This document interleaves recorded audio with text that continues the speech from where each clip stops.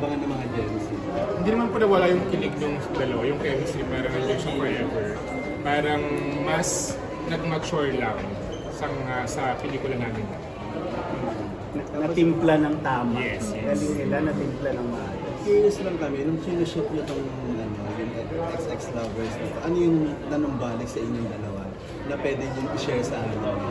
Ako, madami yung mga, kasi masarap talaga katrabaho si Marvin dun sa love team namin na yun. Na-miss ko yun eh. Yung, alam mo yung, hindi mo na kailangang, uy, ganito gawin natin ha. Wala nang gano'n, parang automatic siya na merong connection. So, yun yung pinaka-na-miss ko. Kaya nung ginagawa namin to, marami tayong mga kwentuhan, yung dati, yung ganito-ganyan. Tapos, dati nga lang, kasi dati di ba, ibang-iba pa yung hindi siya digital, hindi ano. So, ibang-iba yung ngayon, mas mabilis, or let's say, mas madaling ayusin, if ever. Pero wala kaming naging problema sa lahat. Alam niyo si Jolina, kaya masarap siya katrabaho. Pag siya tinutukan ng camera, parang bulating nilagyan ng asin.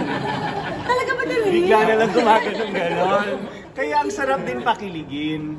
Kumbaga sabi nga ni Jolina sa maraming interviews, lalaki nagdadala normally ng love team. So nagpapasalamat siya sa akin doon. Pero kasi ang sarap lang din niyang katrabaho kasi konting asin lang. Kinikilig-kilig na siyang ganyan. Camera lang ang katapat. Lalo na ngayon, ang daming camera. Siya po ay isa talagang performer na child star. Child star po ang aking love. Everyone, para ma-enjoy po natin yung